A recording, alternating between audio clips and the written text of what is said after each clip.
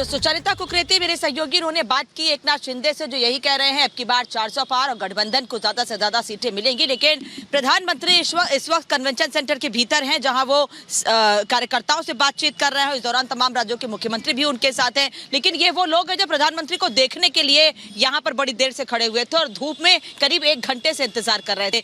सबसे ज्यादा एक्साइटमेंट आप में दिख रहा है मुझे प्रधानमंत्री को लेकर। नाम बताइए पहले अपना। मेरा नाम आशीष मिश्रा है। मिश्रा जी, इतना एक्साइटमेंट क्यों था प्रधानमंत्री को लेकर? आप तो राहुल गांधी को भी सलाह दे रहे हैं। उनको इसलिए सलाह दे रहे हैं कि अब उनका उम्र हो गया है सलाह का, जितना उनको करना था कर चुके हैं। और मोदी जी की बात है, मोदी जी को हम लोग 10 साल से देख रहे हैं और जितने साल मोदी जी चाहेंगे उतने साल देखेंगे हम लोग। जितने साल मोदी जी चाहेंगे उतने साल देखेंगे प्रधानमंत्री को आप। हाँ, 400 पार, 400 पार सीधे, बस और कुछ नहीं। 8 लाख के मार्जिन से मोदी जी यहाँ से जीतेंगे। 8 लाख के मार्जिन से जीतेंगे। ये 5 लाख कह रहे थे, ये 8 लाख कह रहे हैं और बीजेपी के नेता 10 लाख कह रहे हैं। और इस बीच पशुपति पारस से, जयंत चौधरी से, चिराग पासवान से, सृष्टि पांडे ने, मेरी सहयोगी ने बातचीत की है, जो नामांकन के लिए प्रधानमंत्री के पहुंचे हुए थे। सुनिए उनके क्या दावे हैं, वो क्या कह रहे हैं, फिर लोगों से बात करूंगी। प्रधानमंत्री अपना नामांकन करके तुरंत अभी यहाँ से निकले हैं, क्या कुछ करें? नहीं, बिल्कुल प्रधानमंत्री जी के नामांकन में हम तमाम एनडीए के सहयोगी दल हम लोग आए थे और मुझे लगता है हमारे गठबंधन की ताकत ही यही है कि जिस तरीके से पूरा एनडीए एक साथ एकजुट है। ऐसे में जहां एक तरफ बटा हुआ विपक्ष आप देखते हैं, तो ऐसे में हम लोग का विश्वास कि जो लक्ष्य प्रधानमंत्री जी ने दिया वो सरलता से पार कर लेंगे, क्योंकि ये हम लोग की ताकत है, एकजुटता। ये एनडीए का एक तरीके से शक्ति प्रदर्शन भी कहा जाए कि एनडीए का शक्ति प्रदर्शन था ये। आप इसको शक्ति प्रदर्शन बोल लीजिए, मैं इसको मेरा समर्थन मेरे प्रधानमंत्री जी के प्रति बोल। 400 पार यकीनन। पशुपति पारस जी इस वक्त हमारे साथ में मौजूद हैं। सर, प्रधानमंत्री अपना नामांकन करके अभी निकले हैं, क्या कुछ कहेंगे? एनडीए ने जी, ये बनारस की धरती का सौभाग्य है और पूरे देश का सौभाग्य है कि आज विश्व स्तर के सबसे बड़े लोकप्रिय नेता परमादरणीय नरेंद्र मोदी जी ने तीसरी बार यहाँ के नामांकन किया है। और मैं समझता हूँ कि सबसे अधिक मतों से, देश में सबसे अधिक मतों से विजयी होंगे। और 4 जून के बाद जब रिजल्ट आएगा तो तीसरी बार देश के प्रधानमंत्री के रूप में शपथ ग्रहण लेंगे। विपक्ष की बात जो लगातार, क्योंकि आज के दिन ये सवाल भी जरूरी होता है, वो लगातार ये कहते हैं कि बीजेपी 400 क्या तो क्या 300 भी पार हो जाए तो बढ़िया। विपक्ष का काम है विरोध करना, लेकिन देश की जनता एनडीए गठबंधन के साथ एक तरीके से कहा जाए तो गठबंधन का ये शक्ति प्रदर्शन हमने देखा आज। हमें पूरा गठबंधन हम लोग एक हैं, पूरा गठबंधन हम लोग एक हैं, उसमें कहीं दो राय नहीं है। जयंत जी, प्रधानमंत्री के नामांकन में आप पहुंचे, क्या कुछ कहेंगे? पूरा एनडीए एक तरीके से कहा जाए तो अपना एकदम दिखाने की कोशिश भी। देख, बनारस का अपना एक सिग्निफिकेंस महत्व है। यहाँ से चुनाव प्रधानमंत्री को चुना जाता है धरती से। यहाँ के मतदाताओं को मेरी शुभकामनाएं। आज एक शुभ अवसर था, हम सब लोग देश के विभिन्न दल के नेता मौजूद थे और हमारे लिए सौभाग्य की बात है। सौभाग्य की बात आपने कही है। और तीसरी बार प्रधानमंत्री नामांकन, ये हुजूम भी आपने यहाँ पर देखा, क्या लग रहा है जो 400 पार का नारा है उसका एक बड़ा संदेश यहाँ से जा रहा है? कहीं कोई शक नहीं है, जो हमने लक्ष्य तय किया है 400 पार का है वो पूरा होगा। तो आपने देखा प्रधानमंत्री नरेंद्र मोदी का जो नामांकन है उसमें लगातार लोग भी जुट रहे हैं, उनसे भी बात हो रही है। अलग अलग, जैसा मैंने कहा, काशी के अलग अलग इलाकों से लोग पहुंच रहे हैं। सर, आप बताइए, ज्ञानवापी में तो आपको लगातार जो केस चल रहा है उसमें सुन ही रहे हैं, जरा बताइए प्रधानमंत्री नरेंद्र मोदी के नामांकन से जुड़े हुए आपके जो आपके समुदाय के जो लोग हैं वो क्या सोचते हैं? देखिए, अधिवक्ता बुद्धिजीवी है, अधिवक्ता उसी के साथ है जो देश का विकास या जो विजन लेके देश को चल रहा है कि देश को परम वैभव पर कैसे पहुंचाया जाए।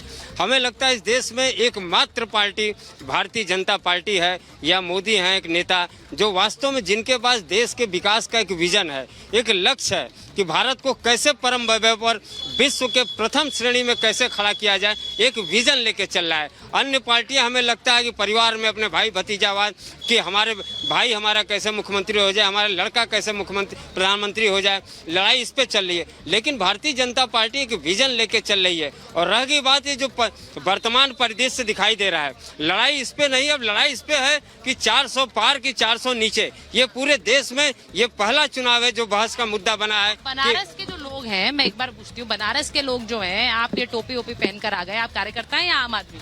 नहीं, मैं कार्यकर्ता हूँ। कार्यकर्ता है। तो यहाँ बताइए, नहीं 2014 से पहले जो बनारस की स्थिति थी, जो बनारस की गरिमा थी, 2014 के बाद बनारस मोदी जी जब से आए बनारस का काफ़ी विकास किया, सड़क दिया उन्होंने, शिक्षा दिया, दीक्षा दिया, रिंग रोड दिया, फ्लाईओवर दिया, अंतर्राष्ट्रीय हवाई अड्डा दिया, रोजगार लोगों को इस दिया। बार बीजेपी कह रही है यहाँ से रिकॉर्ड जीत होगी, आपके जैसे ही कार्यकर्ता जो बनारस में हैं। बिल्कुल नहीं, बिल्कुल रिकॉर्ड जीत होगी, क्योंकि मोदी जी पहली बार आए थे, फिर दूसरी बार भी जीते और तीसरी बार तो जनता तो उनको रग रग में, पूरी पूर्वांचल की जनता समझ गई कि मोदी जी आखिर में क्या है। मुझे आप बताइए, आप तो इस पूरे मामले में ज्ञानवापी के मामले में पक्षकार रही हैं, मुझे बताइए कि ज्ञानवापी को देखते हैं, काशी विश्वनाथ का जीर्णोद्धार देखते हैं, वहाँ रामलला की प्राण प्रतिष्ठा देखते हैं, क्या ये मुद्दा चुनाव में रहेगा? मुद्दा देखिए, चुनाव में जो आस्था का है वो है ही, लेकिन विकास भी हम लोग के देश का बहुत हुआ है।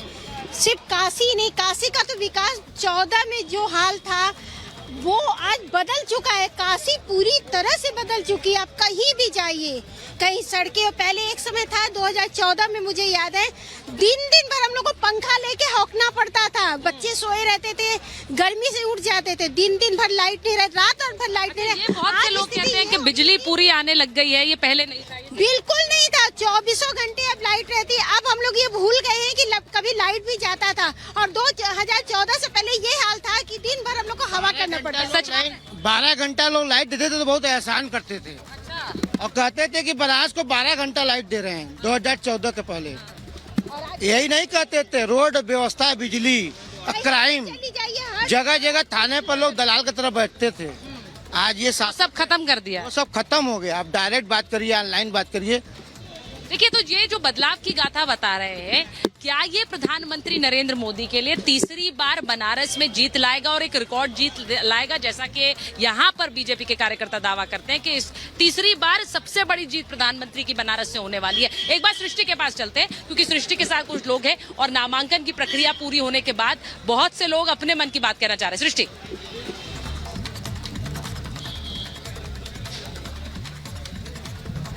बिल्कुल सुचारिता, जैसा आपने कहा कि लोग अपने मन की बात भी यहाँ पर कहते हुए नजर आ रहे हैं और प्रधानमंत्री यहाँ से निकले हैं, रुद्राक्ष कन्वेंशन सेंटर में मौजूद हैं। इधर भी कुछ लोग हैं, हम एक बार बात करने की कोशिश करेंगे। आप लोग कहाँ से आए हैं सर? जी, कहाँ से आए? हम तो बनारस के रहने वाले। बनारस के रहने वाले। पीएम ने अभी अपना नामांकन किया, यहाँ से निकले हैं, हजारों लोग आज भी हमने यहाँ पर देखा, लोगों को पता नहीं था फिर भी यहाँ पहुंचे, क्या कुछ कहेंगे? मैं हवलदार यादव, प्रदेश महासचिव राष्ट्रीय लोकदल उत्तर प्रदेश।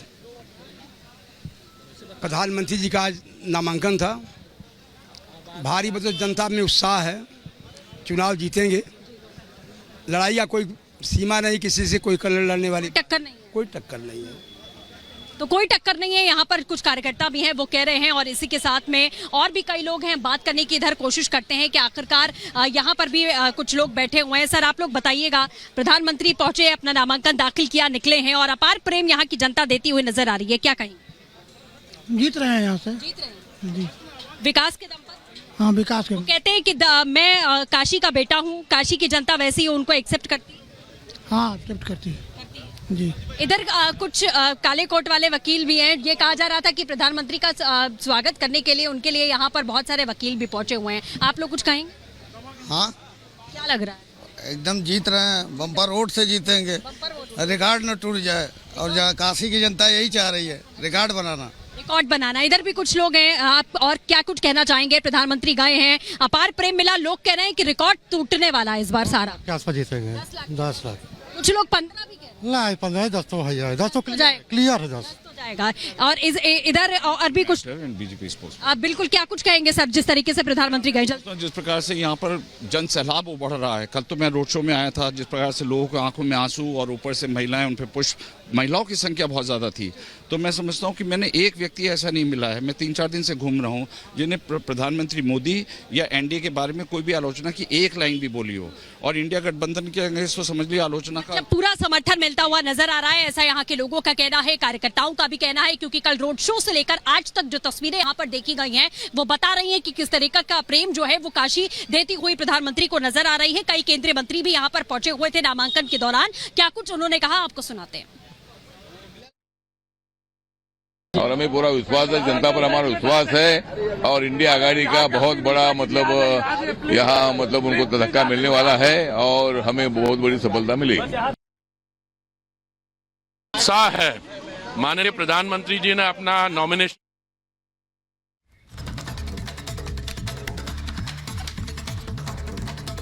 और तस्वीरें आपको दिखा रहे हैं जहां नामांकन के बाद की आप तस्वीरें देख रहे हैं, ग्रीट कर रहे हैं, मिल रहे हैं तमाम लोगों से और सम्मानित करने का तरीका या ये कहें कि जुड़ने का तरीका लोगों का कुछ इस तरह से है कि कोई प्रधानमंत्री को भेंट स्वरूप दे रहा है अलग अलग चीजें।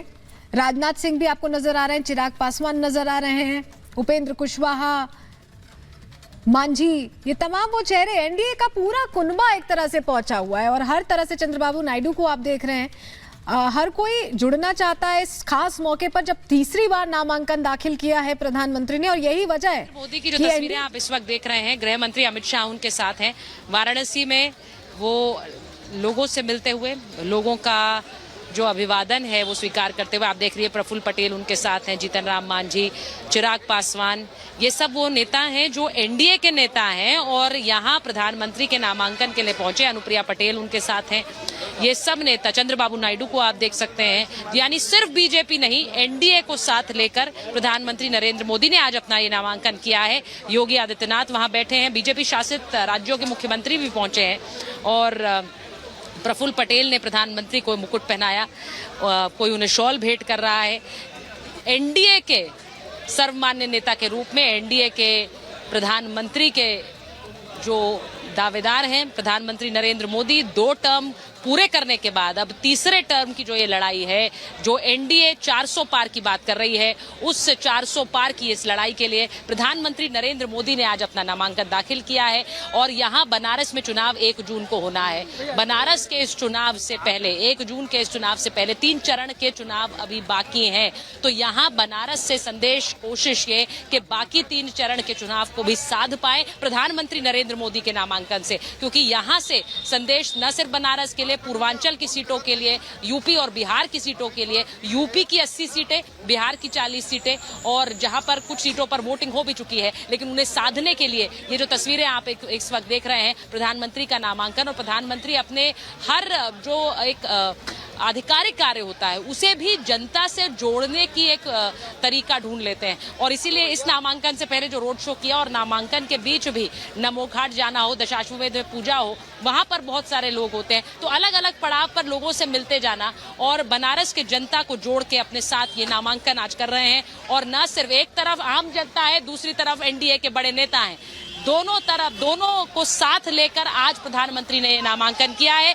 वो एनडीए के बड़े नेता, उनको एक तस्वीर में, एक फ्रेम में आप देख सकते हैं और सबको आप एक फ्रेम में देख सकते हैं। प्रधानमंत्री नरेंद्र मोदी के इस नामांकन के जरिए ये नेता जो कि अलग अलग राज्यों से आते हैं, वहां पर भी एनडीए के लिए 400 पार का डंका एक तरह से बजा रहे हैं कि ये प्रधानमंत्री का नामांकन नहीं, ये देश के लिए एक नई सरकार जो कि पुनः आने के लिए आग्रह कर रही है, उसके लिए नामांकन है। एक छोटे से ब्रेक के लिए रुक रहे हैं, लेकिन लगातार बनारस से तस्वीरें आपको दिखाते रहेंगे।